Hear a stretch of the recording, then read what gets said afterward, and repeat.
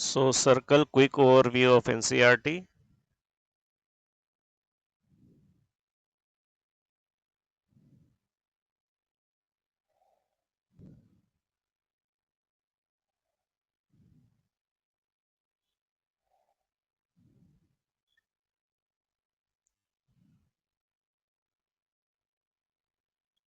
Circle is basically a locus. Now, what kind of locus? Let's see. This figure is best to illustrate what is circle. तो circle basically एक locus है. Locus किसका होता है? एक moving point का. तो P एक मूविंग पॉइंट है. P is a moving point. और लोकस मूव करता है कोई कंडीशन में. लोकस में क्या होता है? P एक मूविंग पॉइंट होता है और ये मूव करता है. P moves under some condition. Condition important है. अलग अलग कंडीशंस के हिसाब से अगर P मूव करे तो अलग अलग शेप्स मिलेंगे. तो सर्कल एक कैसा लोकस है? कंडीशन क्या है सर्कल में?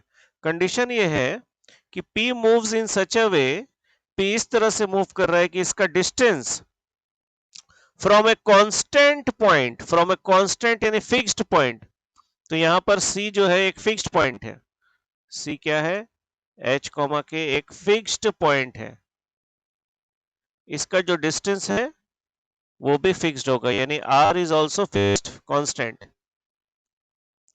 तो ओनली वेरिएबल क्या है? P का कोऑर्डिनेट चेंज हो जाएगा. P इस तरह से मूव करेगा कि ये PC, ये डिस्टेंस PC जो डिस्टेंस है वो ऑलवेज कांस्टेंट होगा R. तो डिस्टेंस फॉर्मूला से तो हम जानते हैं PC का डिस्टेंस क्या होगा. डिस्टेंस फॉर्मूला से I know that distance of PC will be root over of x minus h whole square y minus k whole square.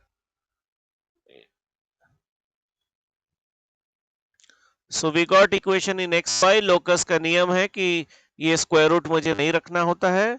तो squaring both side I get locus of the point P, locus of the point P, locus of P जो दिखने में कैसा है? It looks like a circle. तो मुझे एक circle मिला. लोकस एक इक्वेशन को कहते हैं. रिमेंबर, लोकस मतलब कोई इक्वेशन. ये इक्वेशन सर्कल का है तो ये हमारा लोकस हुआ. This is my locus. तो ये वाला फॉर्मूला यहां दिया हुआ है. तो इस फॉर्मूला के हिसाब से अगर सर्कल का सेंटर कितना है? H कॉमा के. सेंटर ऑफ द सर्कल अगर H कॉमा के है और रेडियस कितना? R, तो इक्वेशन ऑफ द सर्कल होगा ये. बहुत इजी है. So let's use this equation. Example 1. Find equation of a circle with center 0 0. Center 0 0 का मतलब क्या हुआ? H0 and K0. तो यहां मैं लिखता हूं H equal to 0 हो गया, K equal to 0. And radius R. तो रेडियस R के जगह R ही है. तो यहां पर पुट कर देंगे हम. यहां पर पुट करने पर देखिए यहां लिखा है H0 K0. पुट करने के बाद क्या मिलेगा मुझे? x minus 0 whole square, x minus 0 whole square plus y minus 0 whole square is equal to r square. Radius is r square. तो यहां से मुझे ये आंसर, ये वाला आंसर मिल गया. और ये हमारा शॉर्टकट फॉर्मूला बोल सकते हो. इफ सर्कल का सेंटर ओरिजिन है और रेडियस r है तो डायरेक्टली हम इस फॉर्मूला को यूज कर सकते हैं. तो इसे हम फॉर्मूला की तरह यूज कर सकते हैं. सर्कल का सेंटर ओरिजिन, रेडियस r, तो x square plus y square equal to a square. Circle का सेंटर h कॉमा के और रेडियस r, तो इक्वेशन ये होगा x minus h whole square plus y minus k whole square equal to r square. तो हम कह सकते हैं सिंपल वे में कि ये हमारा first equation of a circle है और ये second equation of a circle है. एक थर्ड इक्वेशन भी होता है, वो बताएंगे अगर जरूरत पड़ा तो, क्योंकि ये ओवरव्यू वीडियो है. इसमें मैं ओवरव्यू आपको बता रहा हूं, बेसिक्स. तो लेट्स सी, देखते हैं. तो एग्जांपल 2. तो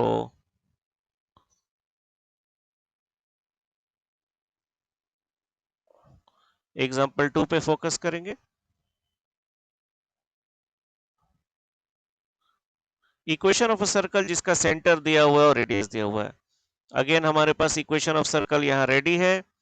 सेंटर क्या होता है, h कोमा के, तो यहाँ पर सेंटर h कोमा के होता है। ओके, तो h का वैल्यू कितना, -3, ये हो गया h और ये हो गया k। तो h equals to -3, k equals to 2, radius equals to 4।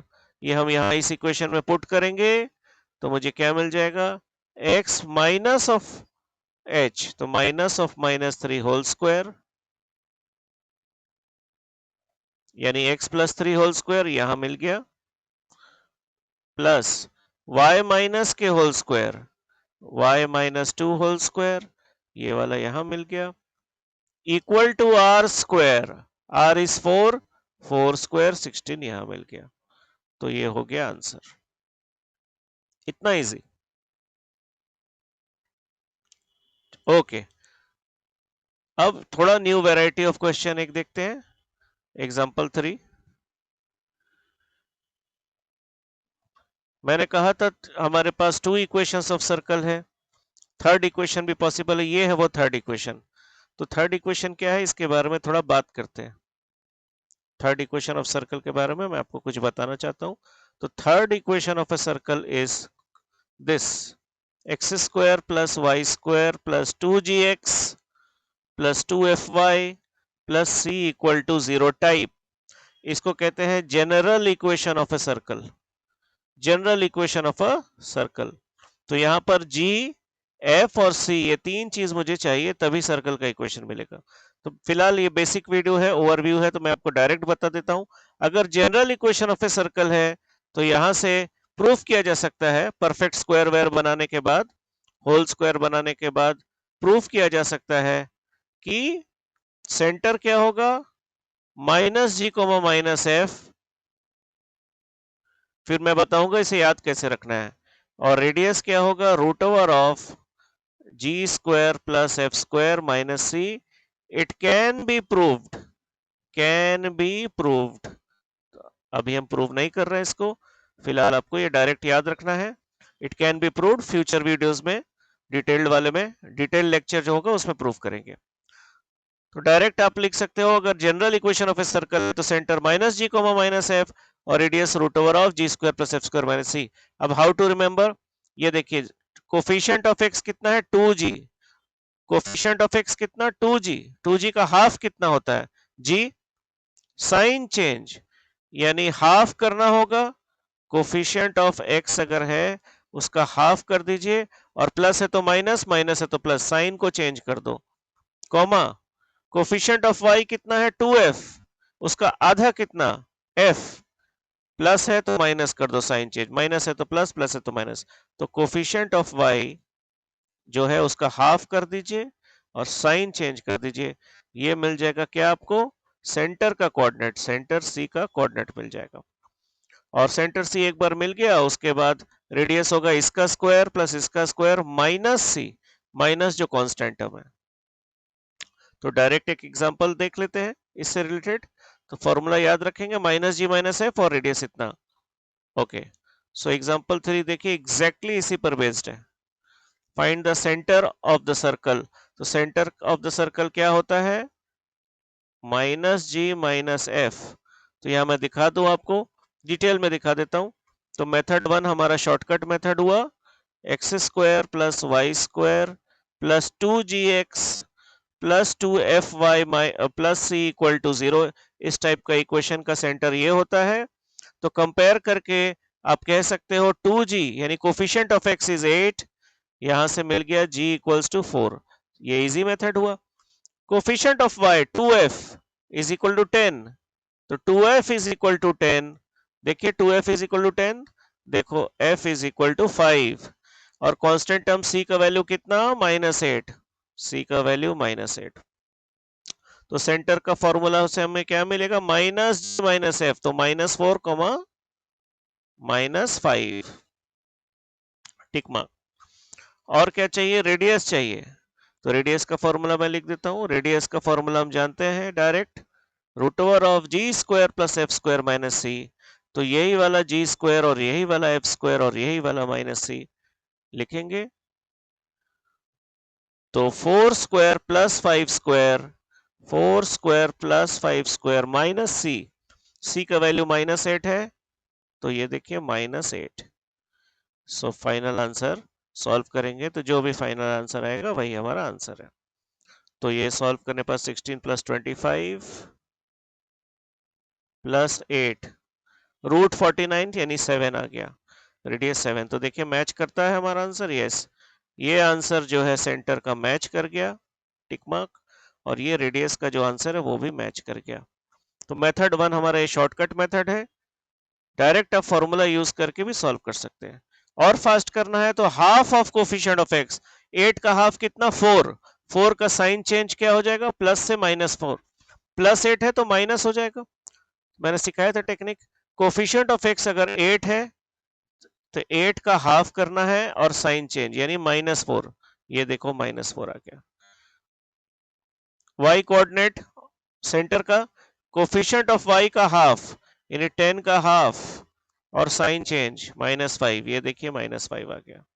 तो ये भी एक तरीका है शॉर्टेस्ट वे में करने का। यहां मैंने डिटेल में एक्सप्लेन किया है। अच्छा, अब मेथड 2 यहां जो लिखा है वो क्या है देखते हैं। ओके, मेथड 2 यही है कि उसको परफेक्ट स्क्वायर में कन्वर्ट किया गया है। मैं दिखा देता हूं परफेक्ट स्क्वायर में कैसे कन्वर्ट हुआ। जितना भी x क्वांटिटी है उसको एक तरफ रखेंगे, ये देखिए ये दोनों में x है।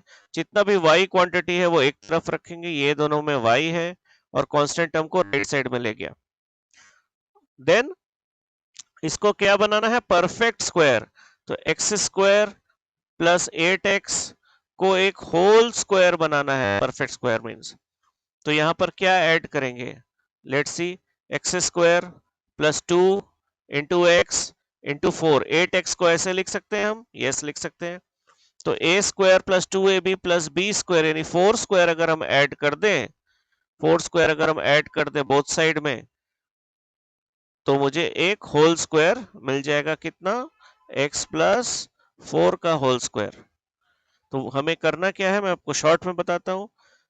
इस चीज को परफेक्ट स्क्वायर बनाने के लिए मुझे यहाँ 4² ऐड करना होगा। तो दोनों तरफ इक्वेशन के दोनों साइड में ऐड करेंगे। और इसे होल स्क्वायर बनाने के लिए क्या करना होगा देखते हैं। 10y को लिख सकते हैं, चलो y² + 10y को लिख सकते हैं। y² + 2 × y × 5 यानी इसे होल स्क्वायर करने के लिए 5² ऐड करना होगा।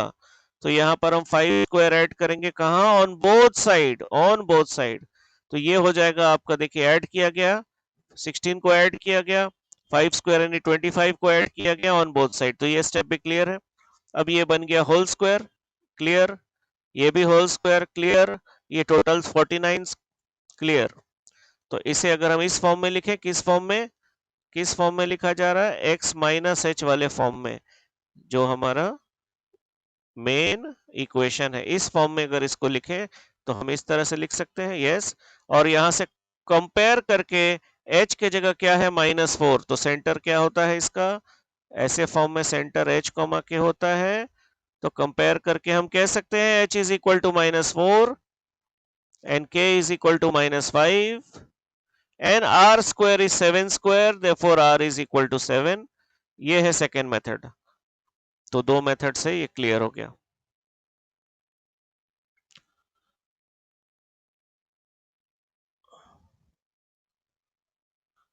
लास्ट एग्जांपल है 4, उसके बाद एक्सरसाइज आ जाता है। एनसीईआरटी में इतना ही है। लास्ट एग्जांपल थोड़ा सा लेंदी एग्जांपल है, फिर भी मैं शॉर्ट में आइडिया देता हूँ, डिटेल सॉल्यूशन में नहीं बताऊंगा, वो सब हम लोग डिटेल्ड वाले क्लास में करेंगे। Find the equation of a circle which passes through so and so and so and so and centre इसमें है। तो ये इक्वेशन ऑफ ए सर्कल है। अगर एक सर्कल 2, -2 से पास करता है,